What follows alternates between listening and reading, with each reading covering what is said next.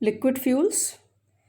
In my previous lecture, I have discussed about mining of petroleum.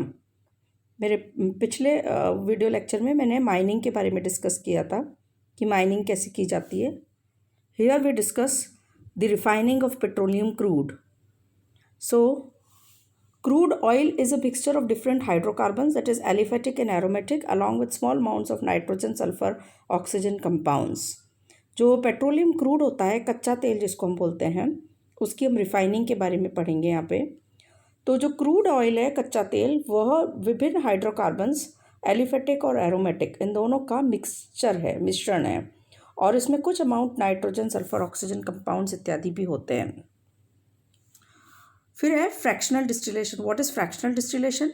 Now it is a technique which depends on difference in boiling points of two or more than two liquids.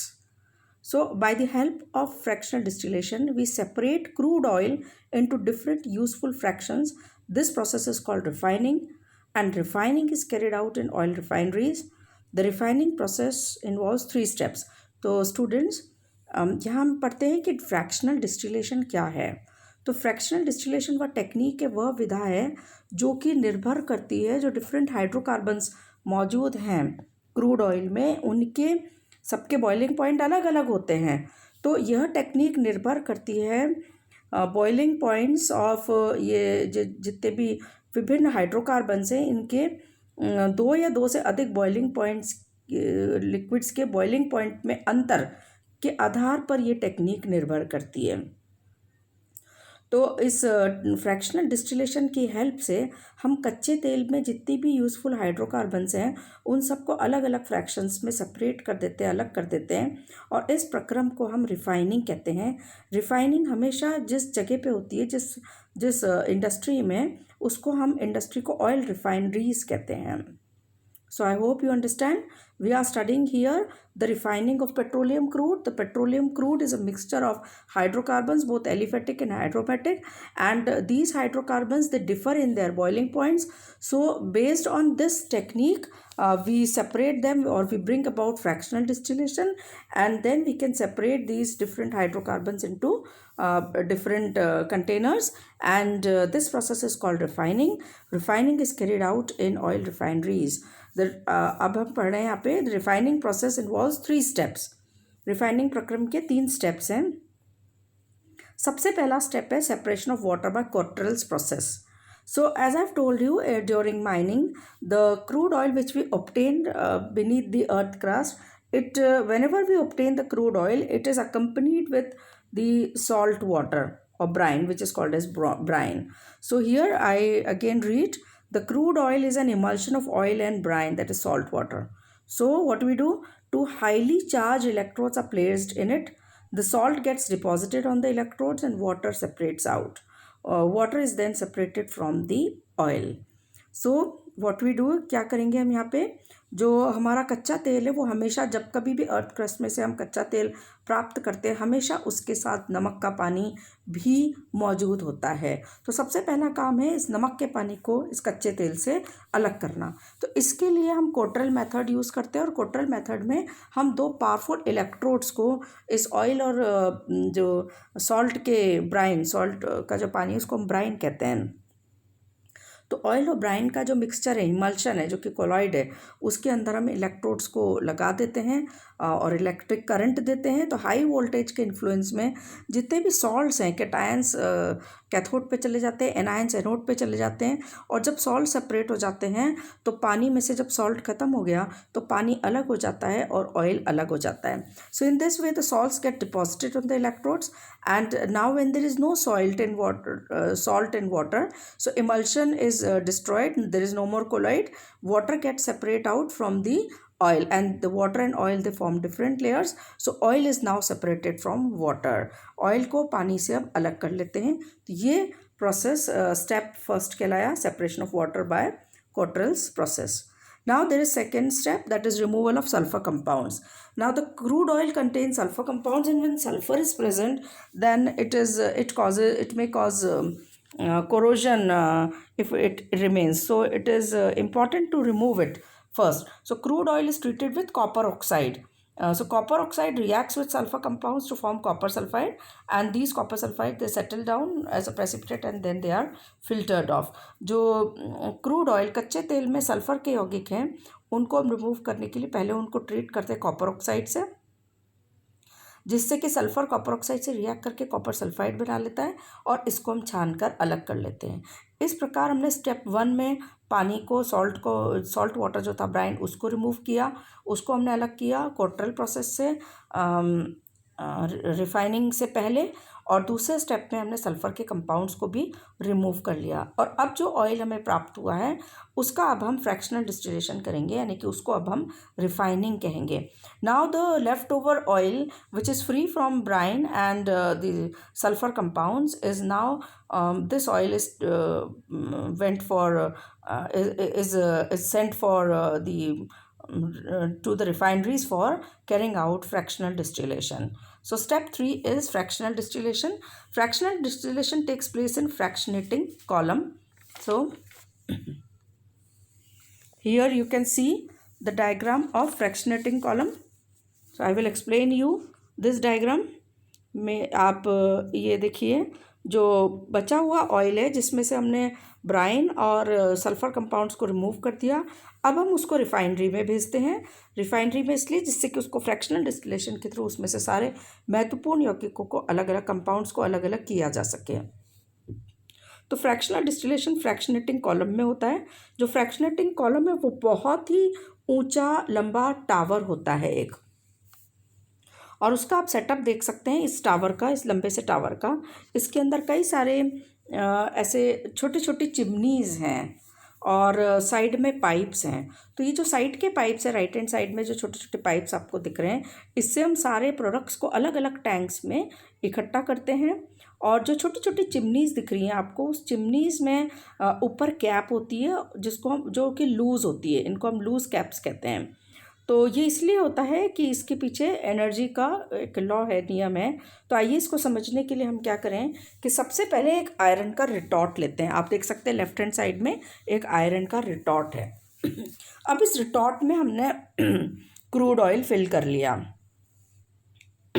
जो हमारा कच्चा तेल है crude oil, जिसमें से हमने Bryan और sulphur compounds को अलग कर लिया, उसको अब हम इस आयरन रिटॉर्ट में फिल करते हैं। Now we fill the crude oil in this iron retort, and from the crude oil we have separated the brine and sulfur compounds. Now it is covered with the help of cork or lid, and this iron retort is now heated to 400 degree centigrade. इस iron retort को अब हम 400 degree centigrade पे heat करते हैं। इसका हमने mouth जो है वो कवर कॉर्क से या लिड से कवर कर दिया है। अब जैसे as soon as this crude oil is heated, because it consists of a large number of different hydrocarbons, both aliphatic and aromatic, and all the different hydrocarbons, all the compounds they differ from each other in their boiling points. So different hydrocarbons, they boil with respect to the boiling point. So some boils earlier, some will have a boiling point later, and some will have much more later. तो हम जानते हैं कि crude oil में different hydrocarbons हैं, aliphatic भी, aromatic, परंतु ये सभी यौगिक आपस में भिन्नता रखते हैं अपने बॉइलिंग पॉइंट के संदर्भ में। तो बॉइलिंग पॉइंट किसी का कुछ बहुत जल्दी होगा, किसी का उससे लेट होगा बॉइलिंग पॉइंट, किसी का और हायर बॉइलिंग पॉइंट होगा। तो इस प्रकार बॉइलिंग पॉइंट्स में, इन यौगिकों के बॉइलिंग पॉइंट्स में अंतर होने के कारण अब इनकी भाप बननी शुरू होती है। Because of the difference in boiling point, the different compounds, aliphatic and aromatic, present in crude oil, now they begin to rise, their vapors rise. So we say the hot vapors of crude oil rises through the pipe and then enters into the fractionating column, which is a huge tall tower. So as soon as they enter it, they rise from bottom to top. And during this process, they push up the small caps, loose caps on the small chimneys. So by doing so, they lose their energy, and they then after losing energy, they liquefy and get collected from the side pipes. तो मैं आपको बता दूं कि ये जो different hydrocarbon से crude oil में वो एक एक करके इनकी भाप उठती है और ये पाइप से होकर गुजरकर फ्रैक्शनेटिंग कॉलम में जाती है, जो कि एक बहुत ही ऊंचा लंबा टावर है। और जैसे ही ये भाप इस टावर में से गुजरती है, ये नीचे से ऊपर की ओर राइज करती है, और जब ये राइज करती है तो ये वर्क करती है इन चिमनीज़ के थ्रू पास होती है, और इन चिमनीज़ पे जो लूज कैप्स हैं उनको ऊपर उठाती है, क्योंकि इनको ऊपर राइज करना है। तो चिमनी की जो कैप है उसको पुश करते हैं, परंतु इस दौरान वर्क होता है और एनर्जी लॉस हो जाता है। इनको पुश करने के चक्कर में ये अपनी एनर्जी, ऊष्मा, हीट एनर्जी खो देती हैं और ये वेपर से कंडेंस होकर लिक्विड में आ जाती है, और ये लिक्विड को हम साइड की पाइप से अलग अलग टैंक्स में कलेक्ट कर लेते हैं।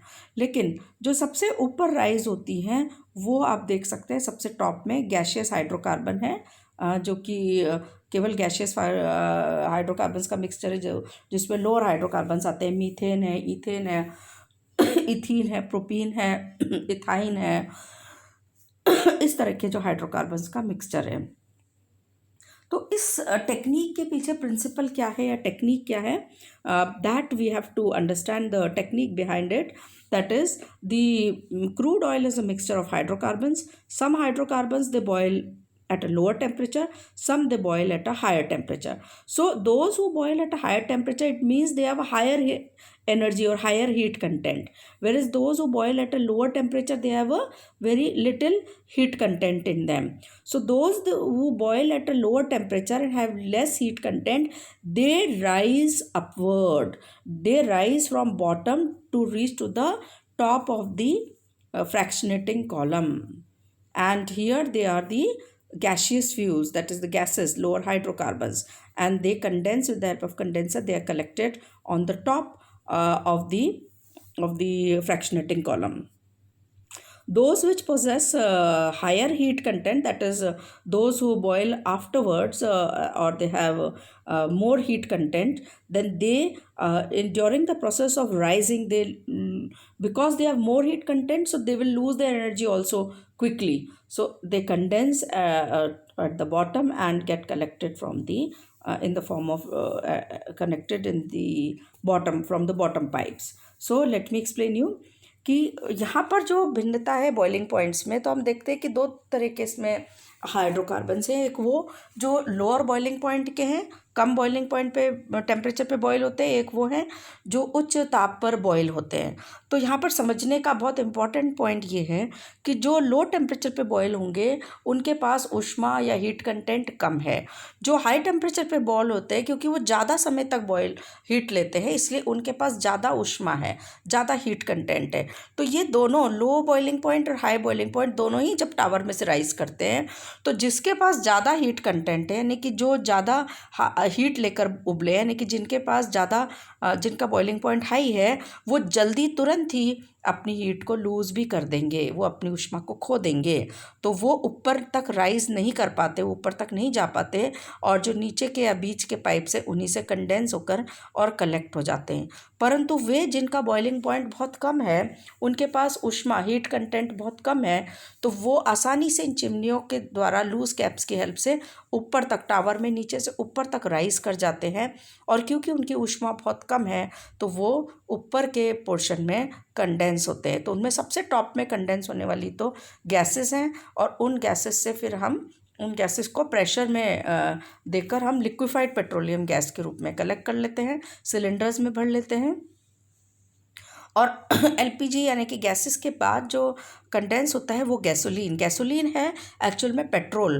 तो जो पेट्रोल वाला हाइड्रोकार्बन है, जिसमें C5 हाइड्रोकार्बन से C5 कार्बन वाला हाइड्रोकार्बन से लेके 7 या 8 वाला हाइड्रोकार्बन, 8 कार्बन तक का जो हाइड्रोकार्बन है वो इसमें कंडेंस होता है। तो सबसे पहले गैसोलीन कंडेंस होती है टॉप में, उसका बॉइलिंग पॉइंट लो होता है, और उसके बाद फिर नीचे हम देखते हैं कि कैरोसिन ऑयल है कंडेंस होने वाला, फिर हैवी ऑयल फ्रैक्शन है, और हैवी ऑयल ये लुब्रिकेंट्स वगैरह होते हैं।